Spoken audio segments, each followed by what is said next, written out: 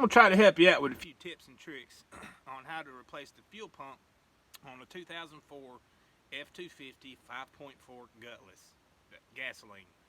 You know what I mean.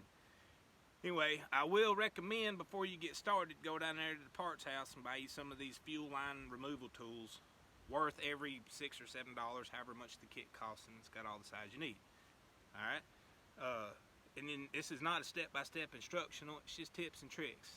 If you're working on a 2004 F250 and you're Googling how to replace the fuel pump, my guess is you're working on a work truck. And if you watch other videos on the internet, they're gonna want you to, drop the tank or pick the bed up and all that. I ain't into all that. I'm into replacing the fuel pump. So let me show you the easiest way to do it. All right, ready? Cut a hole in the bed.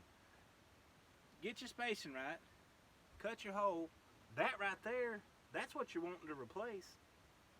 All you do is you take your hose removal tool, remove your two fuel hoses, unplug the plug.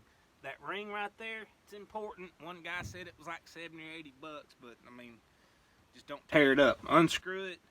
I bought the whole assembly setup, and it's kind of cool.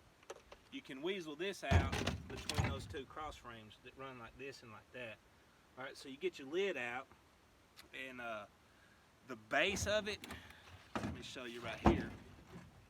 You have to reach down in the tank. If you can manage it, get less than a quarter tank, because in the way you're not dipping your hands in gasoline, or wear gloves. So this is the bottom piece that's actually down in the tank. You'll see you've got two, well, there's two ears. You don't see it. You see the top piece of that one. But you got to squeeze in to release it. All right? You see on right here, it didn't want to release. I figure I'm taking it out. I just reached in there and I broke it. All right? Everything come out. The new went in there. I snapped the new piece right into the little cradle at the bottom of the tank. I weaseled my top in, and I will give you this hint: that ring, check its threading before you plug in fuel hose and electrical hoses, because a lot of times people they'll plug stuff in, forget to put the ring in, or they'll put it upside down.